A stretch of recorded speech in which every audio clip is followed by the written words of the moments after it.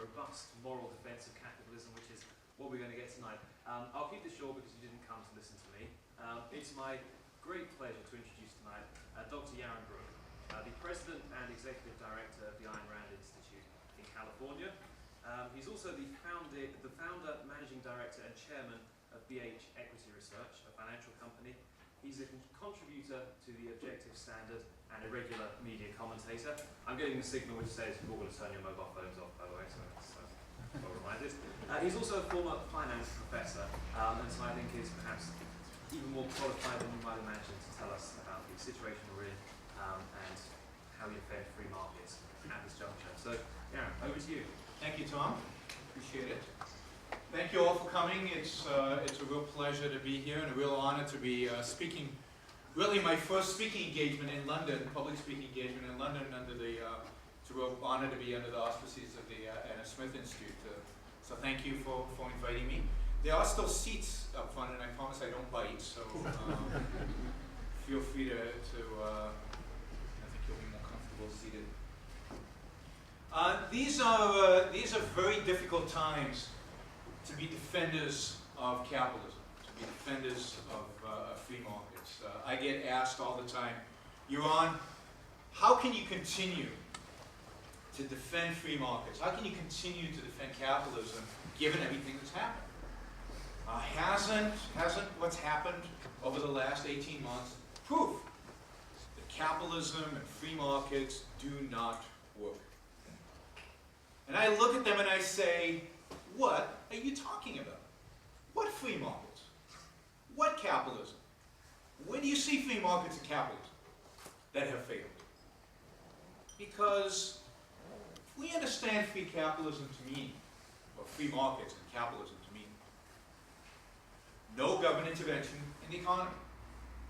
If we understand capitalism to mean a system of government where the government serves to protect and defend individual rights, to defend us against force and against fraud, but basically leaves us as individuals to contract and negotiate and transact voluntarily with one another, then where is this capitalism that was practiced and then failed? Because that's what capitalism means, and I think one of the most important things those of us who defend capitalism need to do is clearly define our terms. We didn't have capitalism 18 months ago. We didn't have free markets 18 months ago. We had elements of freedom, we had elements of capitalism, but we had lots of elements of state intervention in those markets. Heavy, heavy elements of state intervention. So first, we need to define our terms. Capitalism has not failed. Something failed, but it didn't capitalism. What failed is the mixture that we have. The mixture of the regulatory state, the mixture of socialism and capitalism, the mixed economy has indeed failed. And to those of us defending capitalism, that is not a surprise at all. So I think the first thing we have to do is protect our terms, protect our definitions, protect what it is that we mean by capitalism. And let's look at what actually failed.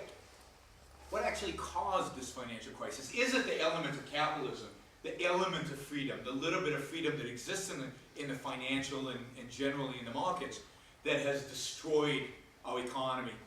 Or is it the mixture of regulation and the mixture of state intervention that has caused this crisis? And I think when one looks at the actual facts, the sequence of events that have led to the crisis that we face today, it becomes quite evident, quite obvious indeed, that what has led to the crisis we face today is government intervention. Primarily, I would argue, the role that the central banks have played. Of course, the very existence, in my view, I take a radical position here, the very existence of a central bank is evidence we don't have capitalism. I mean, a bank that sets interest rates for all of us. Interest rates are a pretty complicated price to set. In the Soviet Union, they tried to set the price of bread, right? And they always got it wrong. It was either too high, and what happens when it's too high? You get too much of something. Or, more common, they set the price too low. And then what happens? You get too little of it, and you have those lines outside, right, for people trying to get the bread because there was so little of it, and prices don't adjust, supply and demand never match. So a bunch of bureaucrats in the Soviet Union sat around the table and figured, what should be the price of bread today? And they got that wrong. And bread is a relatively simple commodity. It's a relatively simple product. Interest rates are far more complicated than bread. And yet, in the United States, we trust 12 members of the Federal Reserve to sit around a table and decide, what should interest rates be today? And surprise, surprise, they get it wrong almost every time. And if you want the source of this current crisis, I would take you back to 2003, when, in their wisdom, the Federal Reserve in the United States, and I know less about what the Bank of England was doing, but I suspect something very similar. The Federal Reserve, in their wisdom, lowered interest rates to 1%. When inflation, it was a Fed funds rate, the rate at which banks borrow and lend from one another, where inflation was at 3-4%. So the rate of interest was negative. The real rate of interest was negative. Now, what happens when a rate of interest is negative? Everybody borrows money. You're stupid if you don't. They're paying you to borrow money. They're begging you to borrow money. So everybody borrows money. And indeed, if you look at the increase in credit coming out of 2003 all the way through 2005, 2006, it goes through the roof. People are borrowing money to buy homes. People are borrowing money on their credit cards. Corporations were borrowing money.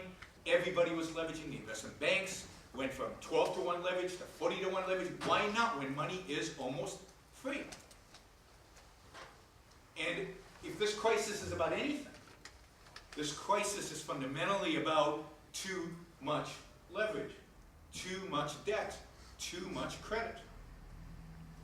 And when you borrow that credit at basically 1, 2, 3%, and then suddenly the Federal Reserve jacks interest rates up, right? They underprice it, and then they overprice it, up to 5.25% in the steepest increase of interest rates in, I think, U.S. history from 2000, starting 2005 to 2006. Then suddenly something you could afford when interest rates were 1%, you can't afford anymore when interest rates are 5.25%. Suddenly people start defaulting on their mortgages and on their other debt. So this crisis, without any question, is a classical Austrian economics, Hayek and von Mises and economists like that would have predicted this case of bad monetary policy. Not that there's necessarily anything, any such thing as good monetary policy. I'm not a big believer in monetary policy, but this is clearly a case of awful monetary policy.